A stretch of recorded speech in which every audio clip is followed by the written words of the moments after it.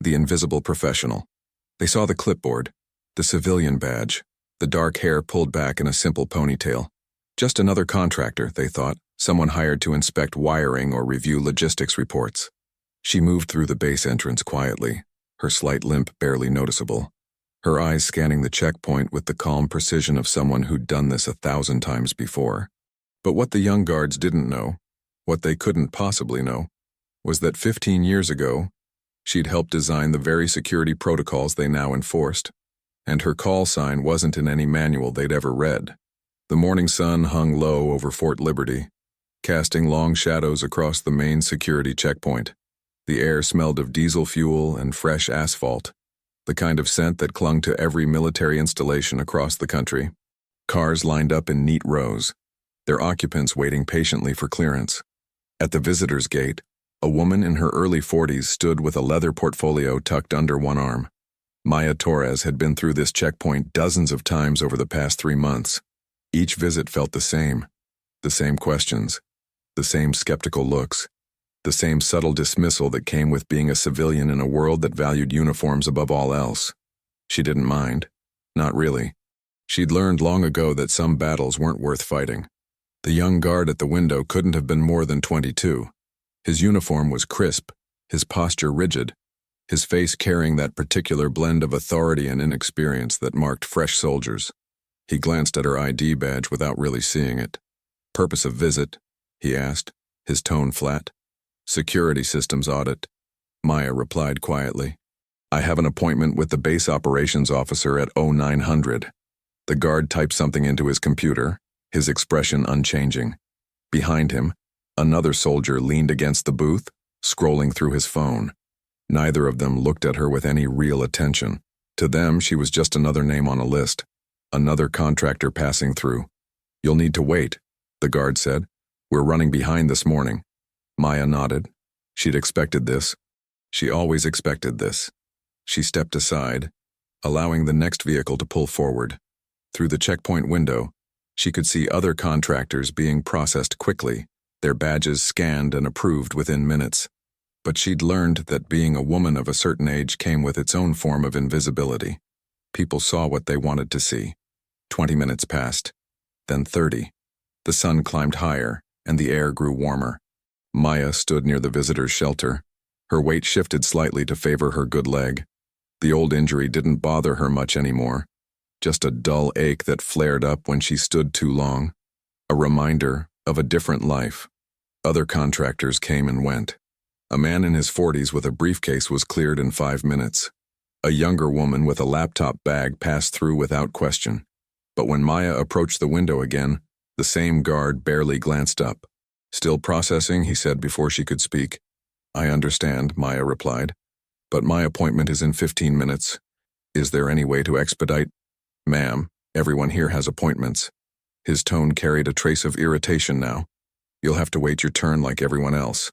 A small crowd had gathered behind her. Other visitors, other contractors, all watching the exchange with varying degrees of discomfort. No one spoke. No one intervened. They simply waited, hoping their own clearance would go more smoothly. Maya stepped back again. She could feel the weight of their eyes on her, the silent judgment that came with being the one causing a delay. It wasn't her fault, but it felt like it. That was the trick of invisibility. It made you doubt whether you deserved to be seen at all. Her hand drifted unconsciously to the small leather wallet in her jacket pocket. It was old, worn smooth by years of handling. Inside was her contractor ID, a few business cards, and something else.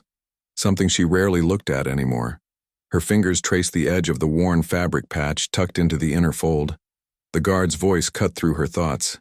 "Ma'am, I'm going to need you to step over to secondary screening." Maya looked up. "Secondary screening? I've been cleared here for 3 months. New protocol," he said, though his expression suggested otherwise. "Please step aside." It was the dismissal she'd expected all along. Not aggressive, not personal, just the quiet, bureaucratic way of making someone feel small. She gathered her portfolio and moved toward the secondary area, her limp slightly more pronounced now. The other contractors watched her go, relief evident on their faces that it wasn't them. As she waited in the secondary booth, Maya opened her wallet, not for her ID, but for the patch. It was faded now, the colors dulled by time. Special Operations Command.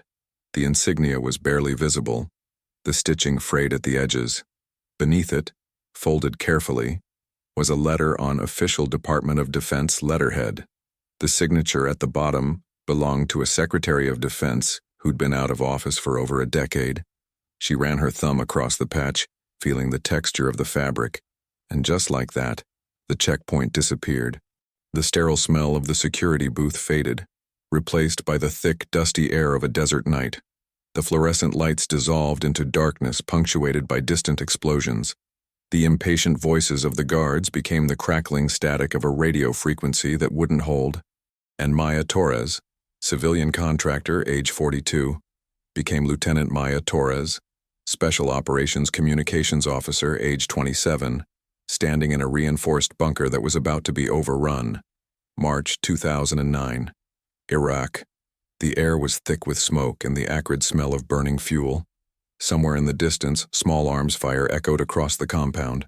Operation Iron Grip was 6 days old, and the communication grid was falling apart. Lieutenant Maya Torres stood inside the temporary communications bunker, her uniform covered in dust despite the late hour. Around her, radio equipment hummed and crackled, a dozen frequencies fighting for clarity through the atmospheric interference. She'd been awake for 40 hours straight, coordinating intelligence relays between forward positions and command headquarters. Her hands moved across the equipment with practiced efficiency, adjusting frequencies, confirming coordinates, ensuring that every voice found its destination. Through the reinforced door of the bunker, she could see the perimeter. Concrete barriers stacked 10 feet high, razor wire gleaming in the moonlight. 4 guards posted at the entrance, their rifles held ready. Beyond them, the desert stretched dark and endless. The mission had seemed straightforward when it was briefed. Maintain the communications relay station, ensure continuous contact between ground units and air support. Simple, clean. But nothing in war stayed simple for long. Viper 6. This is Falcon 2. The radio crackled to life, the voice tight with stress. We have multiple casualties at grid Tango 7-4, requesting immediate medevac. Over. Maya grabbed the handset, her voice steady despite the urgency. Falcon 2. This is Viper 6. Copy your traffic. Stand by for medevac coordination. She switched frequencies, her fingers already moving to the next channel. Lifeline 3-1. This is Viper 6. I have priority medevac request. Grid Tango 7-4. How copy? Static. Then nothing. She tried again. Lifeline 3-1. Viper 6. Do you copy? More static. The frequency was dead. Maya's jaw tightened. She switched to the backup channel, then the tertiary. Nothing. The atmospheric conditions were getting worse, and the portable relay antenna wasn't powerful enough to punch through the interference. Viper 6, Falcon 2. Be advised, we have 4 critical, 6 urgent. We need that medevac now. Over. Maya's mind raced through the options. The main relay tower was 300 meters away, positioned on higher ground with better line of sight to the helicopters. It had the power to reach them. But it was also exposed, sitting outside the main compound with minimal cover. And according to the latest intelligence report she'd received 2 hours ago, hostile forces were preparing an assault on the perimeter. She made the decision in 3 seconds. Falcon 2, I copy. Medevac inbound, stand by. She grabbed her field pack and the portable radio kit. Sergeant Kim. The young soldier appeared in the doorway. Ma'am, I'm moving to the main tower. Maintain this position and keep the secondary frequencies open. Kim's eyes widened.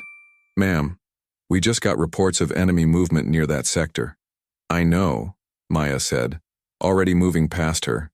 That's why I'm going now, before they get closer. The night swallowed her the moment she left the bunker. The desert air was cold now, a sharp contrast to the day's heat. Maya moved quickly despite her heavy pack, her boots finding purchase on the rocky ground. Behind her, the communication bunker's lights grew distant. Ahead, she could just make out the silhouette of the relay tower against the sky. Halfway there, she heard it. A sharp whistle, then the distinctive thump of incoming fire. Rocket-propelled grenades. Not close, but not distant enough either. The enemy was ranging in, testing defenses, looking for weak points. Maya kept moving. The tower area was exactly as exposed as she'd remembered. No cover except for a shallow trench dug around the equipment generators. Maya dropped into it, her pack hitting the ground beside her. She worked fast, connecting the portable radio to the tower's power system, adjusting the antenna alignment, boosting the signal strength. Another explosion hit, this one closer. The ground shook, and sand rained down from the tower structure. Maya's hands didn't waver. She'd been trained for this, drilled until the movements became muscle memory. Fear was just another frequency to tune out. Lifeline 3-1, this is Viper 6. Do you copy? Over. This time, the response came through clear. Viper 6, Lifeline 3-1. Go ahead. Relief flooded through her, but she pushed it aside.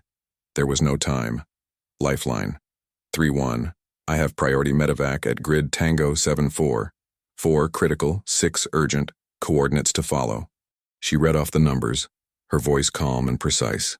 The helicopter pilot confirmed, and Maya switched back to the ground frequency. Falcon 2, Viper 6. Medevac is inbound. ETA 10 minutes.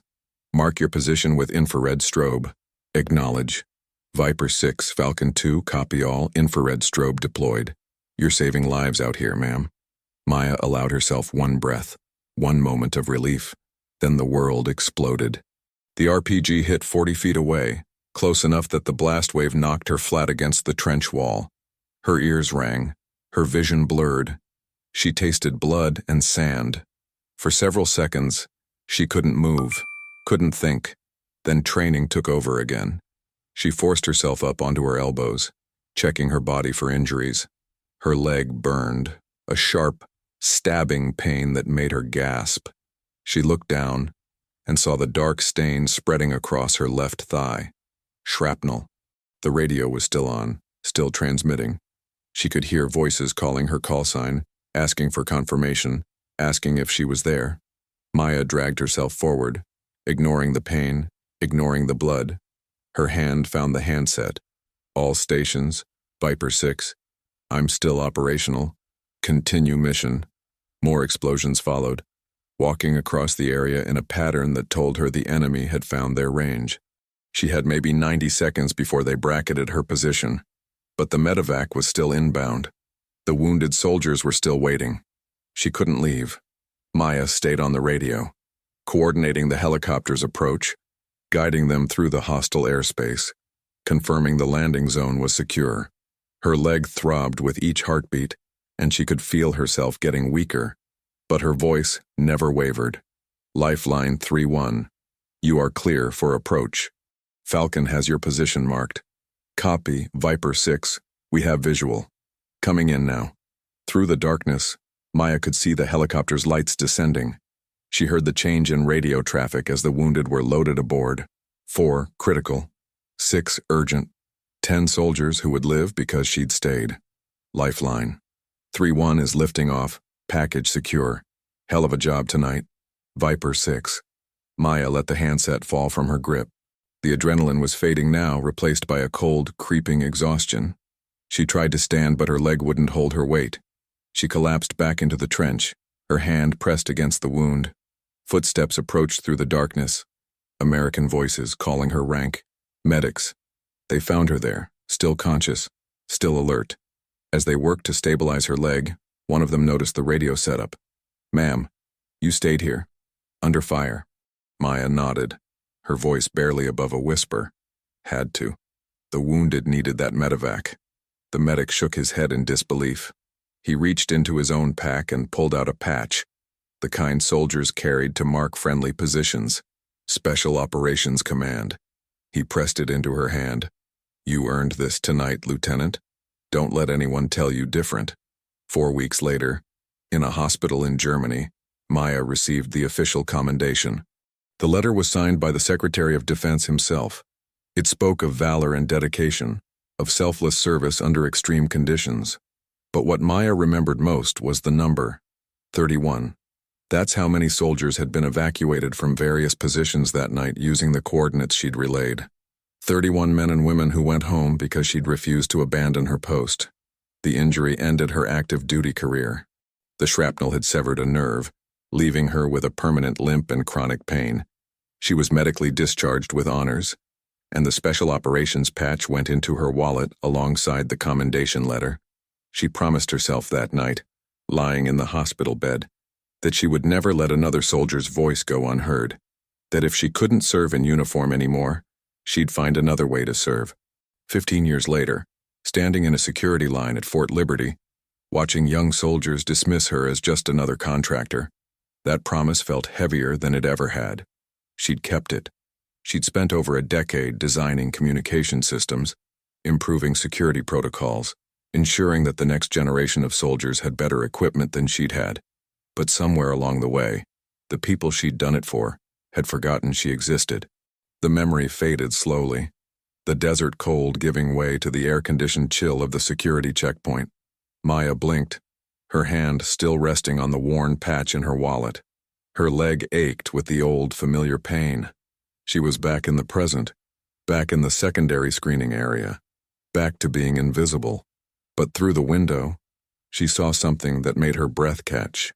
A black SUV had pulled up to the main gate, its official flags marking it as a command vehicle. The door opened, and a man in full dress uniform stepped out. Colonel's eagles gleamed on his shoulders, and as he approached the checkpoint, his eyes swept across the waiting area. When his gaze landed on Maya, he stopped mid-step. His expression shifted from routine inspection to something else. Recognition, disbelief, and then, unmistakably, respect. He changed direction, walking straight toward the secondary screening booth where she waited. Every soldier in the area snapped to attention as he passed, and Maya Torres, civilian contractor, watched as the base commander of Fort Liberty came to find the woman everyone else had dismissed. Colonel James Hartley hadn't planned to visit the main gate that morning. His schedule was packed with briefings, personnel reviews, and the 100 other administrative tasks that came with commanding a major military installation. But something had pulled him there, some instinct he couldn't quite name. And now, standing in the security checkpoint, he understood why. The woman in the secondary screening area sat with her back straight despite the obvious fatigue in her eyes. Her dark hair was pulled back neatly, and she held a leather portfolio with the careful attention of someone used to military precision. But it was the wallet in her hand that had stopped him cold. He'd only glimpsed it for a moment, but the faded patch inside was unmistakable. Special Operations Command. Hartley moved closer, his mind racing through possibilities. It couldn't be. But as he studied her face, recognition clicked into place. Older, yes. Changed by time and life. But he knew those eyes.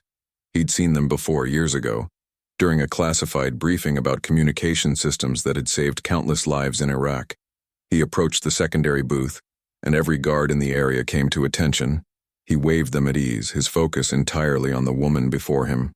She looked up, meeting his gaze with calm curiosity. "Ma'am," Hartley said quietly, "may I ask your name?" "Maya Torres," she replied. "I'm a contractor here for a security audit." Hartley's breath caught. Torres. He knew that name. He'd known it for over a decade, ever since he'd been a captain coordinating operations in Afghanistan. The communication protocols that had worked flawlessly, the systems that had kept soldiers connected when everything else failed, all of it had been designed by someone whose name appeared in classified documents as a technical consultant. Maya Torres. "Viper 6, he said, the words coming out as barely more than a whisper. Maya's eyes widened slightly. It was the first crack in her composed exterior. "I haven't heard that call sign in a very long time, Colonel." Hartley felt the weight of the moment settling over him. Around them, the checkpoint had gone quiet. Guards who'd been processing paperwork had stopped, sensing something significant was happening.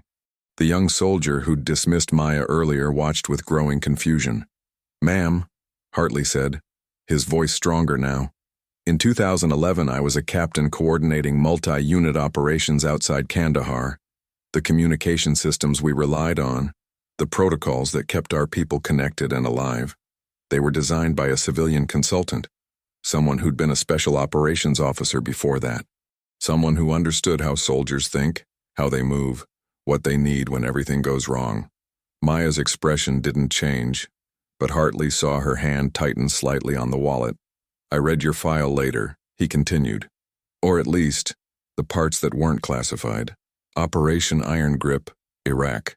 You stayed at a relay tower under direct fire to coordinate medevac for wounded soldiers. You took shrapnel that ended your career, but you saved 31 people that night. The young guard from the window had moved closer now, his face pale. He was beginning to understand what he'd done, who he'd dismissed. Around them, other soldiers had gathered, drawn by the base commander's presence and the tone of his voice. "Ma'am," Hartley said, and his voice carried the weight of command now, the authority that came with his rank. "You've been waiting in secondary screening for 45 minutes. You've been treated like you don't belong here. But the truth is, every soldier on this base owes you a debt they don't even know exists." He turned to face the assembled guards and contractors. "This woman designed the security protocols you use every day. She created the communication systems that keep you safe. She did it because 15 years ago, she made a promise to never let another soldier's voice go unheard. And she's kept that promise every single day since." The silence that followed was absolute. Even the distant sound of traffic seemed to fade away. Maya sat perfectly still, her dignity intact despite the weight of the moment. Hartley extended his hand to her. "Ma'am, would you allow me to escort you to your appointment?" Maya looked at his hand for a long moment. Then she reached for her cane, using it to push herself to her feet. Her limp was more pronounced now after sitting for so long, but she stood with the same straight-backed posture she'd maintained throughout the ordeal. "Thank you, Colonel," she said quietly. "But I can walk myself." "I know you can, ma'am."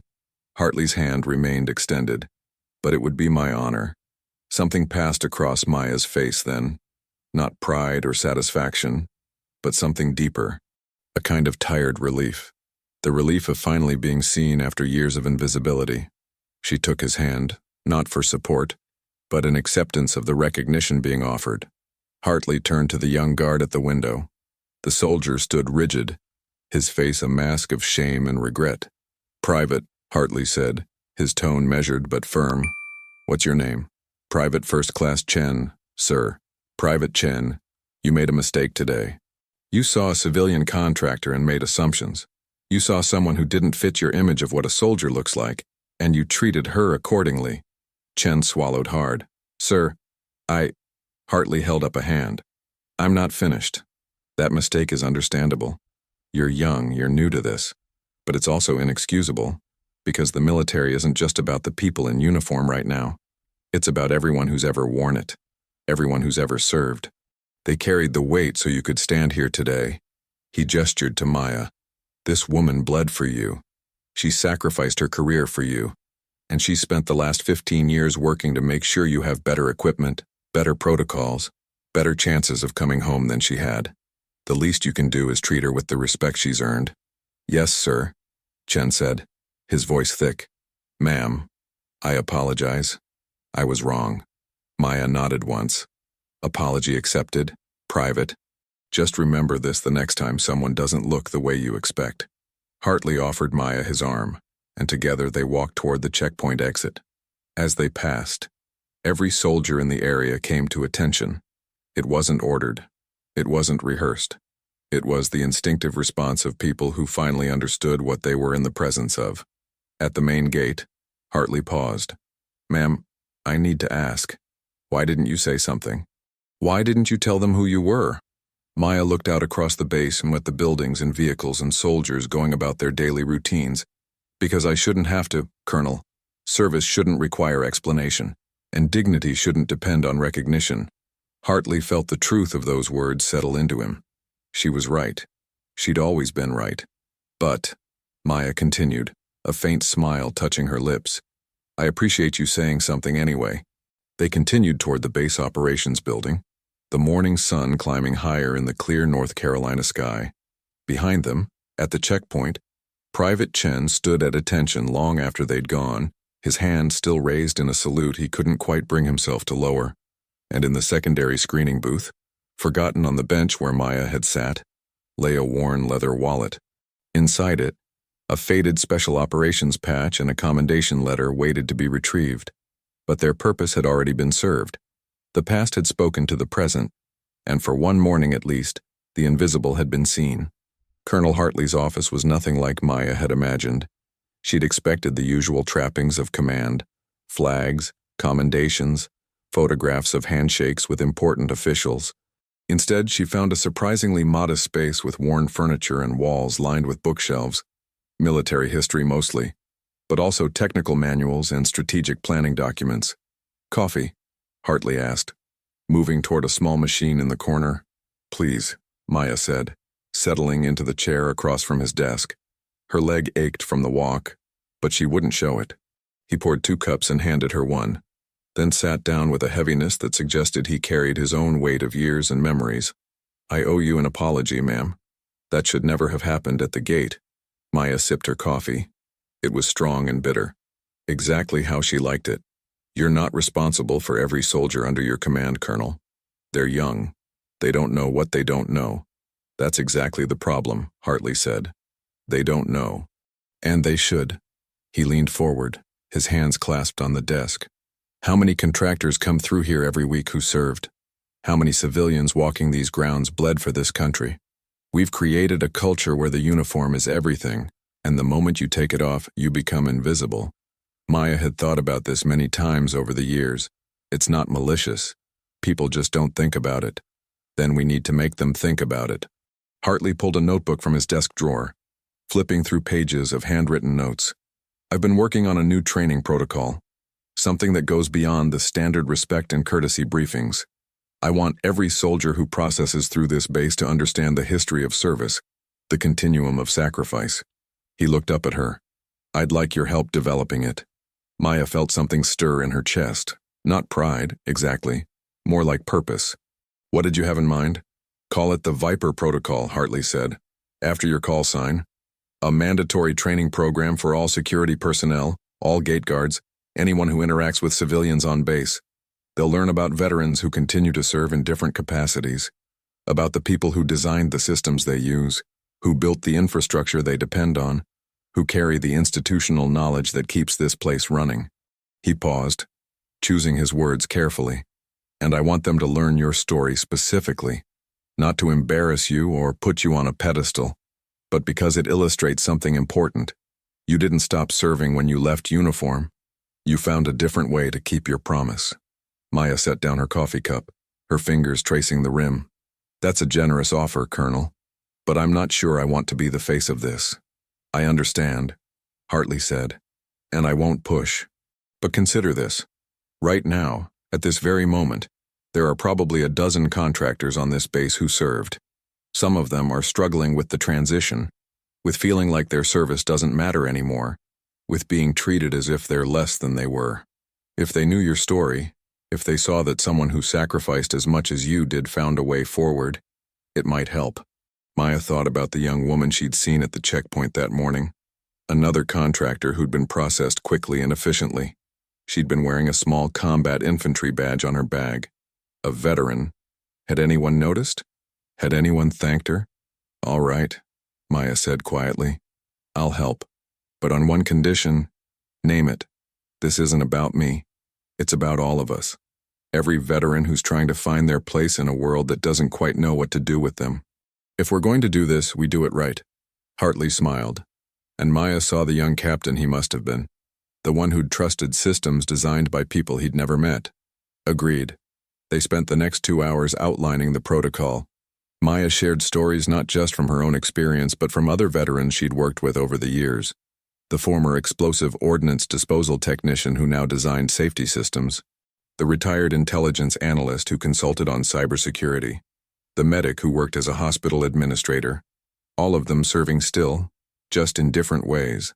When Maya finally left the office, the sun had shifted to afternoon. Her appointment had been forgotten, replaced by something more important.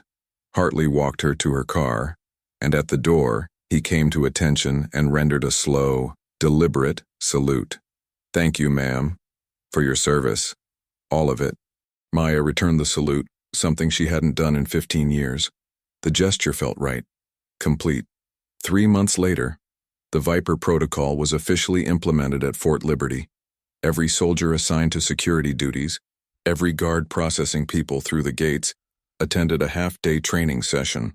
They learned about the continuum of service, about recognizing veterans in civilian roles, about understanding that the person with the clipboard might once have carried a rifle. On the day of the first training session, Maya stood at the back of the room and watched as Colonel Hartley addressed the assembled soldiers. He didn't tell them her name immediately. Instead, he told them about Viper 6, about a communications officer who'd stayed at her post under fire, about a woman who'd taken shrapnel so that others could live, about someone who'd spent 15 years making sure the next generation had better tools than she'd had. Then he invited her to come forward. Maya walked to the front of the room, her limp visible to everyone. She didn't speak for a long moment, just looked at the faces before her. Young faces, eager faces, faces that reminded her of the soldiers she'd served with, the ones she'd guided home, the ones she'd made her promise for. "I'm not here to tell you war stories," she said finally. "I'm here to tell you that service doesn't end when you take off the uniform. It just changes shape. Some of us keep serving as contractors, as consultants, as the people who build and maintain and improve. We do it quietly, without asking for recognition, because that's what we promised to do." She paused, letting the words settle.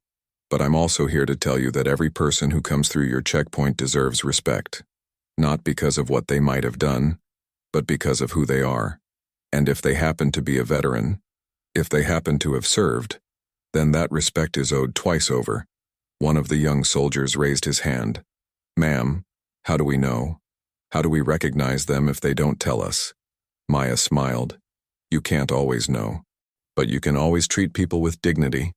You can always remember that the person in front of you might carry stories you'll never hear, might bear scars you'll never see, and you can always choose respect over assumption."